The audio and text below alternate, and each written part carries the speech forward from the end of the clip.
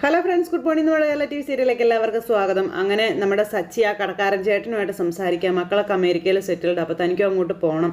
അപ്പോൾ ഇത് അനാഥ ആക്കിയിട്ടിട്ട് പോകാൻ മനസ്സ് വരുന്നില്ല, ചുരുങ്ങിയ പൈസയ്ക്ക് കൊടുക്കാനും മനസ്സ് വരുന്നില്ല, നല്ലൊരു വിലയ്ക്ക് ആരെങ്കിലും വന്നാലും ഞാനിത് കൊടുക്കുള്ളൂ എന്നൊക്കെ പറഞ്ഞു. അപ്പോൾ നമ്മൾ സാധാരണക്കാർക്ക് അങ്ങനെയൊക്കെ ചിന്തിക്കാൻ പറ്റുള്ളൂ എന്ന് പറഞ്ഞ് സച്ചി ആ ചേട്ടൻ്റെ അടുത്ത് ഇങ്ങനെ നിൽക്കുക കേട്ടോ. ഈ സമയത്താണ് നമ്മുടെ സച്ചിയുടെ മനസ്സിലേക്ക് കുറച്ച് പൈസ എടുത്ത് ഇത് കൊടുക്കുന്നത്. കുറച്ച് പൈസ കയ്യിലേക്ക് കൊടുത്തിട്ട് ബാക്കി കുറച്ച് പൈസ എടുത്ത് കയ്യിലേക്ക് കൊടുത്തു. ഈ സാറ് കൊടുത്തതിൻ്റെ ബാക്കി 50 രൂപ തരാൻ എൻ്റെ ബാക്കി ഇല്ലല്ലോ സാർ എന്ന് പറയുമ്പോഴേക്കും അതൊന്നും കുഴപ്പമില്ല, വെച്ചോളാൻ പറഞ്ഞു. അപ്പോൾ ഇനി കാണുമ്പോൾ ഞാൻ തരാം സാറെന്ന് പറഞ്ഞേ. അല്ല, തൻ്റെ പേര് ചോദിക്കാൻ ഞാൻ വിട്ടുപോയി കേട്ടോ. എന്താ പേരെന്ന് ചോദിച്ചപ്പം സച്ചി എന്നാ പേരെന്ന് പറഞ്ഞു. അപ്പോൾ എൻ്റെ പേര് പ്രഭാകരൻ എന്നാ, എൻ്റെ കാർ വർക്ക്ഷോപ്പിലായതിനാലാണ് തൻ്റെ കാറിൽ ഞാൻ വന്നത്. അതെന്തായാലും നന്നായി എന്നും ആ ഗുണ്ടകളുടെ ശല്യം ഒഴിവായല്ലോ എന്നും പറഞ്ഞു കേട്ടോ അദ്ദേഹം. സച്ചിയെ പരിചയപ്പെടാൻ പറ്റിയതിൽ വലിയ സന്തോഷമുണ്ടെന്നൊക്കെ പറഞ്ഞു. അത് കേട്ടപ്പോൾ സച്ചി ഇങ്ങനെ, സാർ എത്ര വില കിട്ടിയാലാണ് ഈ കട കൊടുക്കുക എന്ന് നമ്മുടെ സച്ചി ചോദിച്ചു. സച്ചിക്ക് ഈ ഷോപ്പ് വാങ്ങാൻ വല്ല ഉദ്ദേശമുണ്ടോ എന്ന് ചോദിച്ചപ്പം, അയ്യോ എനിക്കങ്ങനെ ഉദ്ദേശമൊന്നുമില്ല സാർ, ഒരു കാർ ഡ്രൈവറായി എനിക്ക് അതിനുള്ള കാശൊക്കെ എവിടെ നിന്നാണെന്ന് സച്ചി ചോദിച്ചു. അന്നേരം അല്ല, എൻ്റെ ഏട്ടൻ എന്തെങ്കിലും ഒരു ബിസിനസ് തുടങ്ങണമെന്നൊക്കെ പറയുന്നുണ്ടായിരുന്നേ. കുറച്ചുകൂടി പഠിച്ച ആളാണ്, 6 ഡിഗ്രിയൊക്കെ ഉള്ള ആളാണെന്ന് പറയുമ്പോൾ, ഓ ആണോ, അവന് ഈ ബിസിനസ് ശരിയാകും എന്ന് തോന്നുന്നു, അവന് വേണ്ടി ചോദിച്ചതാ എന്ന് പറയുമ്പം, ഞാൻ ആരാണ് എന്താണെന്ന് അറിയാതെ എൻ്റെ പ്രശ്നത്തിൽ ഇടപെട്ട് എന്നെ സഹായിച്ചവനാണ് സച്ചി. സച്ചിയുടെ ഏട്ടന് ഈ കട വേണമെന്നുണ്ടെങ്കിൽ വിലയിൽ ചെറിയ അഡ്ജസ്റ്റ്മെൻറ്റും കാര്യങ്ങളൊക്കെ ചെയ്യാൻ കേട്ടോ എന്നാ സാർ ഇങ്ങനെ സച്ചിയോട് പറഞ്ഞു. ഇപ്പോൾ സച്ചി മൊത്തത്തിൽ കടയൊക്കെ ഒന്ന് നോക്കുക. സാർ വലിയ കടയൊക്കെയാണ്, നിറയെ സാധനങ്ങളും ഉണ്ട്, അപ്പോൾ കോടികളൊക്കെ വില വരുമോ ചോദിച്ചപ്പം, അയ്യോ എന്തിന്, ചെറിയൊരു തുക മതിയെന്നും അദ്ദേഹം പറഞ്ഞു.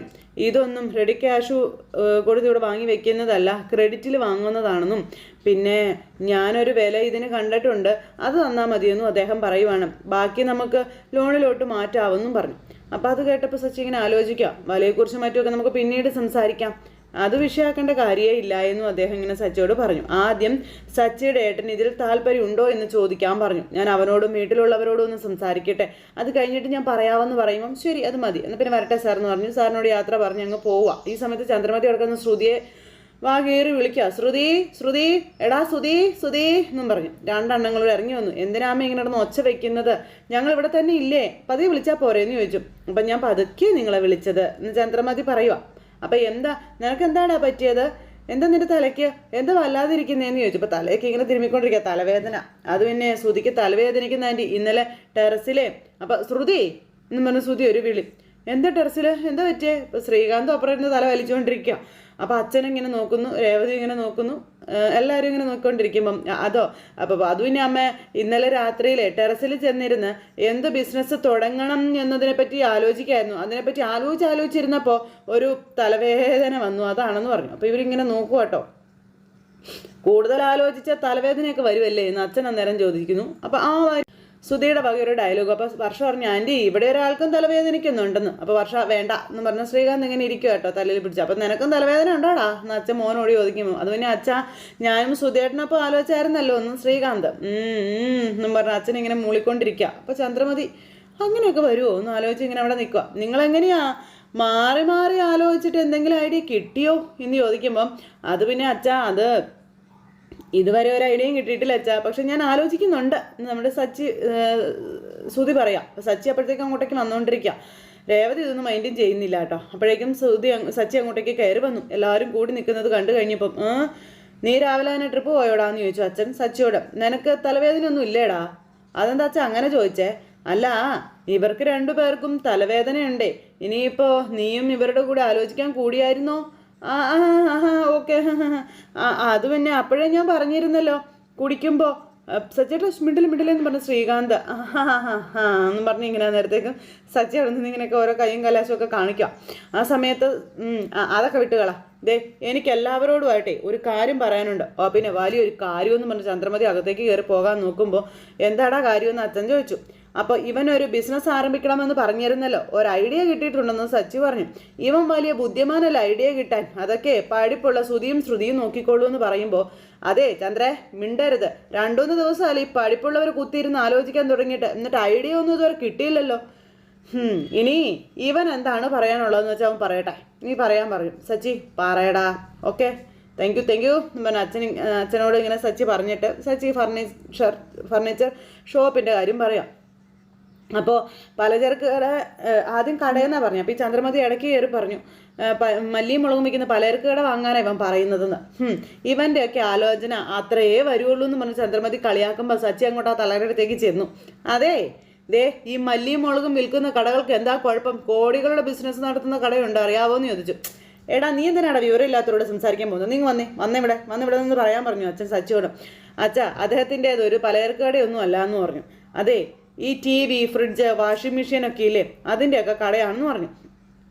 അപ്പോൾ അത് നല്ല കാര്യമല്ലേ എന്ന് അച്ഛൻ ചോദിച്ചു. ആ സമയത്ത് എന്ന് പറഞ്ഞുകൊണ്ട് ശ്രുതിയൊക്കെ കൂടി അങ്ങോട്ടും ഇങ്ങോട്ടും നോക്കുക. അപ്പോൾ ഹോം അപ്ലയൻസസ് ആണോ എന്ന് ചോദിച്ചപ്പം അത് തന്നെയാടാ, അത് തന്നെയാണെന്ന് പറഞ്ഞു. അപ്പോൾ അതേ സന്തോഷമായി ഇവർക്ക്. ചന്ദ്രമതി ചൂളിപ്പോയി, വെറുതെ വടി കൊടുത്ത് അടി മേടിച്ചുകൊണ്ട് അവിടെ ഇരിക്കുകയായി ചന്ദ്രമതി. ആ സമയത്ത് സച്ചി, അച്ഛാ വലിയ കടയാ, ഫുൾ AC അച്ഛാ, അത് വാങ്ങിച്ചാൽ ഇരുന്നിടത്തിരുന്ന് ജോലി ചെയ്താൽ മതിയെന്ന് സച്ചി പറഞ്ഞു. അത് കൊള്ളാവുന്നൊരു കാര്യമാണല്ലോ എന്ന് അന്നേരം അച്ഛനും പറഞ്ഞു.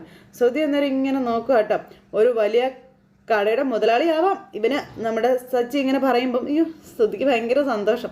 ചന്ദ്രമതി ഇരുന്ന് ഇങ്ങനെ ആലോചിക്കാം, ആ കട വാങ്ങിക്കണമെങ്കിലേ അത് പിന്നെ നല്ല ക്യാഷ് വേണ്ടി വരില്ലേ എന്ന് ശ്രുതി ചോദിച്ചു. പുതിയ കട തുടങ്ങുകയാണെങ്കിൽ വലിയ എമൗണ്ട് ഒക്കെ വേണ്ടി വരും, പക്ഷേ ഈ കട വാങ്ങിക്കാൻ അത്ര വലിയ തുകയൊന്നും വേണ്ടി വരില്ല എന്ന് നമ്മുടെ സച്ചി അന്നേരം പറഞ്ഞു. കൂടുതലും ലോഡിലങ്ങ് പോകും, പിന്നെ ബാക്കി കാശില്ലേ അതങ്ങ് കൊടുത്താൽ മതിയെന്നും പറഞ്ഞു. ആ സമയത്ത് ശ്രുതി ഇരുന്ന് ഇങ്ങനെ ആലോചിക്കുക. സച്ചിയെ ആലോചിക്കുന്നു, ചന്ദ്രമതി ആലോചിക്കുന്നു, ശ്രീകാന്തും വർഷയും സന്തോഷത്തോടെ ആലോചിക്കുന്നു. കടയുടെ ഓണറുടെ മക്കളെ അമേരിക്കയിലാണ്, ഇനിയുള്ള കാലം അവർക്കൊപ്പം താമസിക്കാനായി അദ്ദേഹം അമേരിക്കയിലേക്ക് പോകുക, അതുകൊണ്ടാണ് ആ കട വിൽക്കുന്നതെന്നാണ് പറഞ്ഞതെന്ന് പറഞ്ഞു. അപ്പോൾ ഇത് നല്ല ഐഡിയ കേട്ടോ എന്നും വർഷ പറഞ്ഞു. അതിന് അവരുടെ കയ്യിലുള്ള കാശ് കൊണ്ട് വാങ്ങിക്കാൻ പറ്റുമോ എന്ന് രേവതി ചോദിച്ചു. നിന്റെ അമ്മായച്ചൻ കുറച്ച് കാശും കൂടെ അയക്കുമെന്ന് പറഞ്ഞിട്ടുണ്ടല്ലോ, അപ്പോൾ എങ്ങനെയെങ്കിലും ആ കട വാങ്ങിക്കുന്നത് നല്ല അച്ഛാന്ന് സച്ചി അന്നേരം പറഞ്ഞു. അപ്പോഴത്തേക്കും ചന്ദ്രമതി അവിടെ ഇരുന്ന് ഇങ്ങനെ വരികിനെ പോലെ അങ്ങോട്ടും ഇങ്ങോട്ടും കിടന്ന് ഇങ്ങനെ കിടന്ന് വരികാൻ തുടങ്ങും കേട്ടോ. അപ്പോൾ ഈ ബിസിനസ് എന്തായാലും ഏട്ടന് പറ്റും, AC ഇട്ട് ഒരേ സ്ഥലത്ത് തന്നെ ഇരുന്നാൽ മതിയല്ലോ, ഏട്ടൻ അത് പെർഫെക്റ്റ് ആയിരിക്കും എന്ന് പറഞ്ഞുകൊണ്ട് നമ്മുടെ ശ്രീകാന്ത് പറഞ്ഞു. ഉഷോ ശ്രുതി അപ്പോഴേ സ്വപ്നം കണ്ട് കഴിഞ്ഞിരിക്കുന്നു. അപ്പോഴേക്കും ചന്ദ്രമതി ഇങ്ങനെ ഇരുന്ന് ആലോചിക്കുവാണേ. പിന്നെ അച്ഛാ, അതെ 2 ഗുണ്ടകൾ ചെറിയ തുകയ്ക്ക് ആ കട അവർക്ക് കൊടുക്കണമെന്നും പറഞ്ഞ് ആ ഓണറെ പിടിച്ച് വരട്ടുകയായിരുന്നു. ഞാൻ ആ ഗുണ്ടകളെ ഓടിച്ചു. അപ്പോൾ അതുകൊണ്ട് അദ്ദേഹത്തിന് എന്നോട് എന്തോ ഒരു അടുപ്പം തോന്നി, അതുകൊണ്ടാണ് കട വാങ്ങിക്കുന്നുണ്ടെങ്കിൽ വിലയിൽ എന്തെങ്കിലുമൊക്കെ അഡ്ജസ്റ്റ് ചെയ്ത് തരാമെന്നും പറഞ്ഞിട്ടുണ്ടെന്ന് നമ്മുടെ സച്ചി പറഞ്ഞു. അപ്പോൾ എന്നും പറഞ്ഞുകൊണ്ട് ചന്ദ്രമതി ഇങ്ങനെ ഇരിക്കുക. ശ്രുതി സ്വപ്നം കണ്ട് ശ്രുതിക്ക് ഭയങ്കര സന്തോഷം. പിന്നെ കട നല്ല രീതിയിൽ മുന്നോട്ട് പോകാൻ ശേഷിയുള്ളവർക്കേ കട കൊടുക്കൂ എന്ന് അദ്ദേഹം എന്നോട് പറഞ്ഞായിരുന്നു. പിന്നെ ഇവന് അതിനുള്ള ശേഷിയൊക്കെ ഉണ്ടല്ലോ അല്ലേ എന്ന് സച്ചി ഇങ്ങനെ ചോദിക്കുമ്പോൾ എന്ന് പറഞ്ഞു ചന്ദ്രമതി ഇങ്ങനെ ഇരിക്കാം. അങ്ങനെ കുറ്റം പറഞ്ഞപ്പോഴേ സമയത്ത് ശ്രുതിക്ക് ഭയങ്കര സന്തോഷം. രവിയേട്ടൻ അന്നേരത്തേക്കും ശ്രുതിയുടെ അടുത്തേക്ക് ചെന്നു. എടാ ശ്രുതി, നീ എന്താ പറയുന്നതെന്ന് ചോദിച്ചു. അത് പിന്നെ അച്ഛാ എനിക്ക് എന്നും പറഞ്ഞ് ഇങ്ങനെ ശ്രുതി നിൽക്കുന്നു. അതൊന്നും വേണ്ട എന്നും പറഞ്ഞ് ചന്ദ്ര ചാടിക്കയറി ഇടയ്ക്ക്. ചന്ദ്രേ, നീ എന്താ വേണ്ടാന്ന് പറയുന്നത്? സച്ചി പറഞ്ഞതുകൊണ്ടാണോ? അവൻ ശ്രുതിയുടെ നല്ലതിന് വേണ്ടിയല്ലേ പറഞ്ഞതെന്ന് ചോദിച്ചപ്പം ആര്? ഹീവനോ? ശ്രുതിയുടെ നല്ലതിന് വേണ്ടി പറയാനോ? ശ്രുതിയുടെ അക്കൗണ്ടിലേക്ക് ക്യാഷ് വന്നപ്പോഴേ ഇവൻ 1000 ചോദ്യങ്ങൾ ചോദിച്ചവനാ. ശ്രുതിക്ക് വേണ്ടി അവൻ ഇങ്ങനെ ഒരു ഐഡിയ പറയുന്നുണ്ടെങ്കിൽ അതിൻ്റെ പിന്നിൽ എന്തെങ്കിലും ദുരുദ്ദേശം ഉണ്ടാകുമെന്ന് ചന്ദ്രമതി പറയാം. എനിക്കെന്തത് ശരിയായിട്ട് തോന്നുന്നില്ല എന്നും പറഞ്ഞു. അത് കേട്ട് കഴിഞ്ഞപ്പോഴേക്കും ഇവരിങ്ങനെ ഷോന്നും പറഞ്ഞുകൊണ്ട് ഇങ്ങനെ നിൽക്കുക, ശ്രുതിയും കൂടിയേ. ആ സമയത്ത് അമ്മേ, സച്ചിയേട്ടന് ഒരു ദുരുദ്ദേശവും ഇല്ല, അദ്ദേഹത്തിൻ്റെ മനസ്സിൽ അങ്ങനെ ഒരു ചിന്തയും വരില്ല എന്ന് രേവതി അന്നേരം ഈ തളച്ചോട് പറഞ്ഞു. അദ്ദേഹത്തിൻ്റെ ഏട്ടൻ ബിസിനസ്സിനെ പറ്റി ആലോചിച്ചതുകൊണ്ട് കട വിൽക്കുന്ന കാര്യം അറിഞ്ഞപ്പോൾ ഇവിടെ വന്നു പറഞ്ഞു, അത്രേ ഉള്ളൂ എന്നും രേവതി ചന്ദ്രമതിയോട് പറയാ. ചന്ദ്രമതിക്ക് എത്ര കിട്ടിയാലും പഠിക്കില്ല, അദ്ദേഹത്തിൻ്റെ നല്ലതിന് വേണ്ടിയായിരിക്കും പറഞ്ഞത്. ശ്രുതിക്ക് നല്ലത് വരാൻ ആഗ്രഹിക്കുന്നവനാണോ ഇവൻ? എപ്പോഴും ഇവനെ ഇടിച്ച് താഴ്ത്തി സംസാരിക്കുന്നതാ ഇവൻ്റെ ഹോബി എന്നും പറഞ്ഞുകൊണ്ട് ഇങ്ങനെ ചന്ദ്രമതി അവിടെ നിന്ന് ഇങ്ങനെ പറയുന്നു. നിങ്ങൾ സച്ചേട്ടനെ പറയുന്നത് പോലെയാണോ എന്ന് രേവതി ചോദിക്കുമ്പം നിന്റെ അഹങ്കാരം എൻ്റെ അടുത്ത് വേണ്ട, മിണ്ടാതിരിക്കാൻ പറഞ്ഞു രേവതിയോട് ചന്ദ്രമതി. എന്ന് പറഞ്ഞ് നമ്മുടെ സച്ചി അന്നേരം തലയാട്ടോ. സച്ചി പറഞ്ഞത് എന്തായാലും നല്ല കാര്യം തന്നെയാണ്.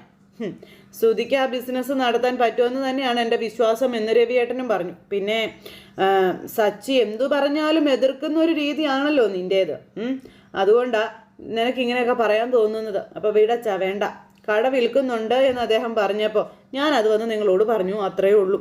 ബാക്കിയൊക്കെ നിങ്ങളുടെ ഇഷ്ടം പോലെ തന്നെ ചെയ്തോളാൻ പറഞ്ഞിട്ട് സച്ചി അവിടെ നിന്ന് പോയി. എന്നും പറഞ്ഞു ചന്ദ്രമതി അവിടെ നിൽക്കുക കേട്ടോ. എന്തായാലും ശ്രീകാന്ത് നേരം പറഞ്ഞു ഈ കട നല്ല രീതിയിൽ നടത്തിയെടുത്ത് മുന്നോട്ട് പോകാൻ ഏട്ടനെ കൊണ്ട് പറ്റിയാലേ, പിന്നെ ഏട്ടനെ പിടിച്ചാൽ കിട്ടത്തില്ലെന്ന്. അതെ, അതിൻ്റെ കുറേ ഉദാഹരണം നമ്മുടെ നാട്ടിൽ തന്നെ ഇല്ലേ എന്നൊക്കെ ശ്രീകാന്ത് പറയുമ്പോൾ ഓഹ് അയ്യോ കുളിര് കോരുമോ നമ്മുടെ ശ്രുതിക്കും.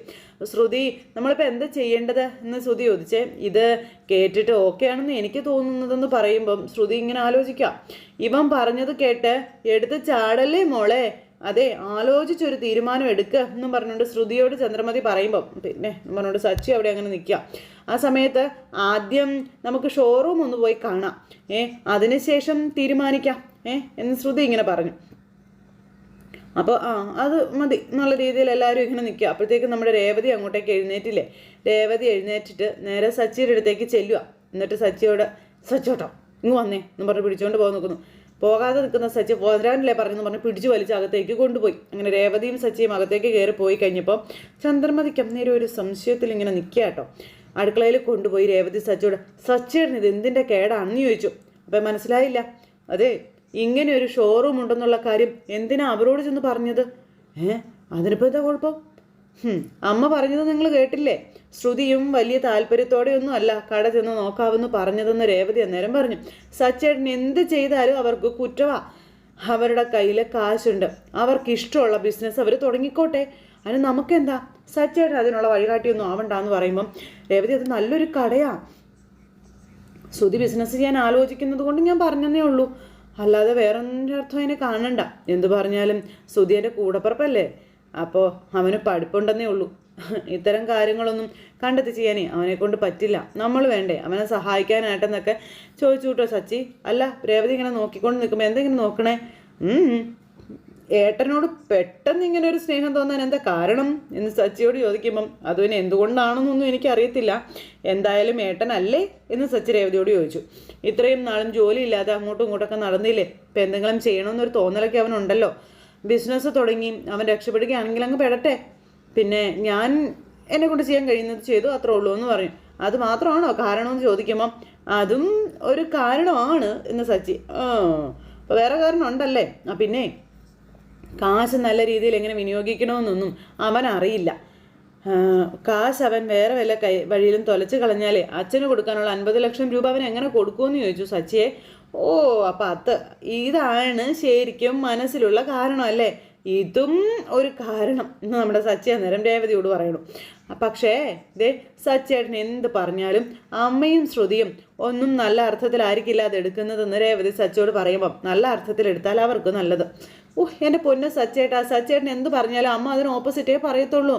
അതിനിപ്പോൾ ഞാൻ എന്ത് ചെയ്യാനാണ് രേവതി? എന്നെ കൊണ്ട് എന്ത് ചെയ്യാൻ പറ്റും? എനിക്ക് ശരിയെന്ന് തോന്നുന്നത് ഞാൻ ചെയ്തോളൂ പറയുന്നുള്ളൂ. അപ്പോൾ അതൊക്കെ എനിക്കറിയാം. പക്ഷേ ഈ ബിസിനസ്സിൽ എന്തെങ്കിലും ഒരു പ്രശ്നം വന്നാൽ അതിൻ്റെ കുറ്റം മുഴുവനും അവർ സച്ചേട്ടൻ്റെ തലയിലേക്ക് ഇടും. അതാണ് എൻ്റെ പേടി എന്ന് രേവതി അന്നേരം സച്ചിയോട് പറഞ്ഞു. എത്ര പറഞ്ഞാലും പിന്നെ സച്ചേട്ടന് ബുദ്ധി വരത്തില്ലല്ലോ, ആവശ്യമില്ലാത്ത കാര്യങ്ങളിൽ കയറി ഇടപെടാൻ നിൽക്കുകയാണെന്നും പറഞ്ഞ് രേവതി പറയുമ്പം വേണ്ടെന്ന ബുദ്ധിയൊക്കെ എനിക്കുണ്ട് കേട്ടോ. പിന്നെ അമ്മ നിന്നെ എത്ര വഴക്ക് പറഞ്ഞാലും അമ്മ പറയുന്ന ജോലികളൊക്കെ നീ ചെയ്യുന്നില്ലേ? അത് അമ്മയ്ക്ക് വേണ്ടി മാത്രമൊന്നുമല്ല, എല്ലാവർക്കും വേണ്ടിയാണ് ഞാൻ ചെയ്യുന്നത്. അപ്പം ഞാൻ ചെയ്യുന്നത് ശ്രുതിക്ക് വേണ്ടി മാത്രമല്ല, എല്ലാവർക്കും കൂടെ വേണ്ടിയിട്ടാണെന്നും പ്രത്യേകിച്ച് അച്ഛനും കൂടെ വേണ്ടിയിട്ടാണെന്നും നമ്മുടെ സച്ചി അന്നേരം പറഞ്ഞു. ബിസിനസ് നല്ല രീതിയിൽ പോയാൽ അവനിൽ നിന്ന് പലിശ സഹിതം വാങ്ങി ഞാൻ അച്ഛന് കൊടുക്കും. ഇതൊക്കെ വെറും സ്വപ്നങ്ങൾ മാത്രമല്ല സച്ചേട്ട, ഇതൊക്കെ വല്ല നടക്കും. ശുഭാപ്തി വിശ്വാസം വേണം എൻ്റെ രേവതി, ശുഭാപ്തി വിശ്വാസം എന്നും പറഞ്ഞ് സച്ചി ഓക്കെ എന്നും പറഞ്ഞ് അവിടെ നിന്ന് അങ്ങ് പോയി. സച്ചി അങ്ങ് പോയപ്പോൾ രേവതി ഒരു ചിരിയും ചിരിച്ച് അവിടെ നിൽക്കും. അത് കഴിഞ്ഞ് ഇവരെല്ലാവരും കൂടെ കട കാണാനായിട്ട് ചെന്നു. കട കണ്ടു കഴിഞ്ഞപ്പോൾ എല്ലാവർക്കും ഭയങ്കരമായിട്ട് ഇഷ്ടപ്പെട്ടു. കൊള്ളാലോ, ഇത് നല്ലതാണല്ലോ ഇതെന്നൊക്കെ പറഞ്ഞു. അപ്പോൾ ഇങ്ങനെ ഈ സച്ചി ഇതൊക്കെ പറയുന്ന ഓരോന്നൊക്കെ കാണിച്ചും പറക്കൊക്കെ കൊടുക്കുന്നുണ്ട്. കഴിഞ്ഞപ്പോഴത്തേക്കും ഇവൻ്റെ വർത്തമാനം കേട്ടാൽ തോന്നുമല്ലോ ഇവനാ ശ്രുതിക്ക് കട വാങ്ങിച്ചു കൊടുക്കുന്നതെന്ന്. ഒന്ന് മിണ്ടാതിരിക്കടാ എന്നും പറഞ്ഞുകൊണ്ട് ചന്ദ്രമതി സച്ചിയെ ഇങ്ങനെ പറയുമ്പം മിണ്ടാതിരിക്കുന്നത് തന്നെയാണ് നല്ലത്. നിന്നോടൊന്നും പറഞ്ഞിട്ടേ ഒരു കാര്യമില്ലെന്ന് എനിക്ക് അറിയാവുന്ന രവിയേട്ടൻ അന്നേരം ചന്ദ്രമതിയോട് പറഞ്ഞു. ആ സമയത്ത് കടയെല്ലാം നോക്കിക്കണ്ട് ഇങ്ങനെ നിൽക്കുമ്പോൾ സച്ചിയേട്ടാ ഒരു വീട്ടിലേക്ക് വേണ്ടുന്ന എല്ലാ സാധനങ്ങളും ഇവിടെ ഉണ്ടെന്ന് തോന്നുന്നല്ലേ ഇന്ന് രേവതി? വീട്ടിലേക്ക് വേണ്ടുന്ന എല്ലാ സാധനങ്ങളും ഇവിടെ കിട്ടും. ശ്രുതി ഈ കട വാങ്ങിയാൽ നമുക്ക് വേണ്ടുന്ന സാധനങ്ങൾക്ക് ഇവനെ കൊണ്ട് ഡെലിവറി ചെയ്യിക്കാമെന്ന് നമ്മുടെ സച്ചി പറയാം. അപ്പോൾ വലിയൊരു ഏരിയ തന്നെ ഉണ്ടല്ലേ എന്ന് ശ്രീകാന്ത് പറഞ്ഞു. അപ്പോഴേക്കും സച്ചി എന്ന് പറഞ്ഞാൽ അതിൻ്റെ ഓണർ ഏട്ടൻ വന്നു. സാർ നമസ്കാരം സാർ, സാർ നമസ്കാരം എന്നൊക്കെ പറഞ്ഞപ്പോഴത്തേക്കും അദ്ദേഹം ഓടി വന്നു കേട്ടോ. നമസ്കാരമൊക്കെ പറഞ്ഞു. ബാക്കി ഫാമിലി മെമ്പേഴ്സ് എല്ലാവരും ഉണ്ടെന്നൊക്കെ പറഞ്ഞു. സാർ ഇതെൻ്റെ അച്ഛൻ, ഇത് കടയുടെ ഓണർ അച്ചാന്നും പറഞ്ഞ് ഇങ്ങനെ പരിചയപ്പെടുത്തുക. പിന്നെ സച്ചി പെട്ടെന്ന് തന്നെ എല്ലാവരെയും കൂട്ടി വന്നല്ലോ. അപ്പോൾ ഷോപ്പ് വാങ്ങിക്കാൻ തീരുമാനിച്ചോ? ഷോപ്പ് വാങ്ങിക്കാൻ തീരുമാനിക്കുന്നതിന് മുന്നേ ഒന്ന് കാണണമല്ലോ, അതുകൊണ്ട് എല്ലാവരും വന്നതെന്ന് ചന്ദ്രമതി പറയുക. അപ്പോൾ സച്ചി എവിടെ തൻ്റെ ഏട്ടനെന്ന് ചോദിച്ചു. അദ്ദേഹത്തിന് വേണ്ടിയല്ലേ ഷോപ്പ് നോക്കുന്നത്, അദ്ദേഹം വന്നില്ലേ എന്ന് ചോദിക്കുമ്പം അവരവിടെ നോക്കിക്കൊണ്ടേ. അപ്പോൾ എടാ വാ ഇങ്ങോട്ട് വരാൻ പറഞ്ഞ് സച്ചി വിളിക്കാം. അപ്പോൾ ഞാൻ അയാളോട് സംസാരിച്ചുകൊണ്ടിരിക്കല്ലേ എന്ന് പറഞ്ഞുകൊണ്ട് സുധി സച്ചിയോട് വഴക്കുണ്ടാക്കി. പെട്ടെന്ന് പിടിച്ചുകൊണ്ട് ഇതാണ് ഓണർ എന്ന് പറഞ്ഞ് കാണിച്ചു കൊടുത്തു. ഈ കടയുടെ ഓണർ ആയിരിക്കും അല്ലേ, അത് പിന്നെ ഐ എം സുധി എന്നും പറഞ്ഞ് പരിചയപ്പെടുക. നൈസ് ടു മീറ്റ് യു എന്നൊക്കെ പറഞ്ഞ് 1 സെക്കൻഡ് എന്നും പറഞ്ഞുകൊണ്ട് ഫോണൊക്കെ എടുക്കുക. ഫോണൊക്കെ എടുത്തിട്ട് ഇതെൻ്റെ ബിസിനസ് കാർഡാണ്, സാറിന് എന്തെങ്കിലും ആവശ്യമുണ്ടെങ്കിൽ എന്നെ വിളിക്കാമെന്നൊക്കെ പറഞ്ഞുകൊണ്ട് സുധി അങ്ങോട്ട് കൊടുക്കുമ്പോഴത്തേക്കും സച്ചിയുടെ നേരെ ഇങ്ങനെ ഓണർ സാറ് നോക്കുക കേട്ടോ. വന്ന് കയറിയതേ പൊളിച്ചു എല്ലാം കൂടി. അപ്പോൾ നിങ്ങൾ നല്ല വിദ്യാഭ്യാസമുള്ള ആളാണ്, ബിസിനസ് തുടങ്ങാൻ ആഗ്രഹമുണ്ടെന്നൊക്കെ അനിയൻ പറഞ്ഞായിരുന്നു എന്ന കാര്യമൊക്കെ ഈ ഓണറേട്ടൻ പറയുമ്പോൾ എന്നൊക്കെ പറഞ്ഞു നിൽക്കുക. ആക്ച്വലി എൻ്റെ മനസ്സ് നിറയെ വളരെ സെലക്റ്റീവായിട്ടുള്ള ഐഡിയാസും കാര്യങ്ങളൊക്കെ ഉണ്ടെന്നൊക്കെ പറഞ്ഞ് സുധി നിന്ന് ഇങ്ങനെ തട്ടി വിടുക. അങ്ങനെ സംസാരിച്ചു നിൽക്കുമ്പോഴേക്കും ഇത് എന്നതാച്ച് ഇവനെല്ലാം കുളവാക്കോ വെച്ചാന്ന് പറഞ്ഞുകൊണ്ട് സച്ചി എന്ന് അച്ഛൻ്റെ ചെവിയിൽ പറയാം. പടം കണ്ടപ്പോൾ ഇവൻ്റെ സമനില തെറ്റി ഇവന് വട്ടായോ എന്നൊക്കെ സുധി പറ്റി പറയും. മേഡം വട്ടല്ല, ഇതാ അല്പത്തരം അത് ആക്ച്വലി ഒരു 5 lakhs എന്നൊക്കെ പറഞ്ഞുകൊണ്ട് ഇങ്ങനെ പറയുമ്പോൾ നമ്മുടെ സച്ചി എന്ന് സുധിയെ വിളിച്ചുകൊണ്ട് ഏതൊക്കെ കാണാൻ പറയും. അങ്ങനെ ഓരോരുത്തരും അങ്ങോട്ടും ഇങ്ങോട്ടൊക്കെ മാറ്റി പറഞ്ഞു വിട്ടു, അച്ഛനും സച്ചിയും കൂടെ ചേർന്ന്. കാരണം ഒത്തിരി സംസാരിച്ചാൽ അവനിത് മുഴുവൻ കുളമാക്കും എന്നുള്ള കാര്യം അവർക്ക് അറിയാവുന്നത് കൊണ്ട്. ബൈ നിങ്ങളെങ്ങനെ എന്ത് ചെയ്യുന്നു എന്നൊക്കെ ചോദിച്ചു. അപ്പോൾ ഞാൻ KSRTC ഡ്രൈവറായിരുന്നു, റിട്ടയർ ചെയ്തു എന്നൊക്കെ അച്ഛനും സാറും കൂടെ സംസാരിക്കാം. നിങ്ങളിങ്ങനെ നിന്നാലെങ്ങനെയാണ് എല്ലാം പോയി കാണാനായിട്ട് സച്ചി പറയുന്നു. ഈ അമ്മയോടും വർഷയോടും രേവതിയോടും ശ്രീകാന്തിനോടും ഒക്കെ. അങ്ങനെ അവർ വീടൊക്കെ കണ്ടുകൊണ്ടിരിക്കുന്ന സമയത്ത് ഇത് നോക്കി, ഇതുപോലത്തെ 50 ഇഞ്ചിൻ്റെ TV വാങ്ങിച്ച് നമ്മുടെ റൂമിൽ വെച്ചാലോ എന്നൊക്കെ വർഷ. അപ്പോൾ എന്തിന്, വീട്ടിലൊരു TV ഉണ്ടല്ലോ, അതല്ല നമ്മുടെ റൂമിൽ തന്നെ വെക്കാമെന്നൊക്കെ വർഷ പറയാം. അങ്ങനെ ഇവർ കടയൊക്കെ കണ്ട് എല്ലാവർക്കും സന്തോഷമായി. പിന്നെ ഫ്രിഡ്ജിൻ്റെ കാര്യങ്ങൾ, ഇതുപോലെ ഒരു ഫ്രിഡ്ജ് നമുക്ക് മേടിച്ചാലോ, അയ്യോ നീ മേടിച്ചോ, കാശൊക്കെ നമുക്ക് കൊടുക്കാമെന്ന് പറഞ്ഞു. എൻ്റെ പൊന്നോ വേണ്ടേ, എൻ്റെ പൂക്കച്ചവടം ആണെങ്കിലും ബിസിനസ് വളർന്നു എന്ന് അറിഞ്ഞാലേ സച്ചേട്ടൻ്റെ അമ്മയ്ക്ക് ഓർക്ക് നഷ്ടപ്പെടുമെന്നും ഇനി ഞാൻ കാരണം ആരുടെ ഓർക്ക് നഷ്ടപ്പെടേണ്ടെന്ന് നമ്മുടെ രേവതി പറയുക സച്ചോട്. അങ്ങനെ ഇതെല്ലാം കണ്ടും കേട്ട് നമ്മുടെ സുധി ഇങ്ങനെ കണ്ണ് മഞ്ഞളിച്ച് അങ്ങനെ ഇരിക്കുന്നു. അപ്പോഴാണ് അവിടെ ഇരിക്കാനുള്ള കസേര സുധി കാണുന്നതും ആ കസേരയിൽ കയറി ഞെളിഞ്ഞ് അങ്ങനെ അങ്ങ് ഇരിക്കുന്നതും. അപ്പോൾ അങ്ങനെ ഒരു സിറ്റുവേഷൻ കാണിച്ചിരുന്നത് കഥ അവസാനിച്ചു. അപ്പോൾ എല്ലാവരും കാത്തിരുന്ന് കാണണേ. എല്ലാവർക്കും നന്ദി. Second take care, bye bye, Tata.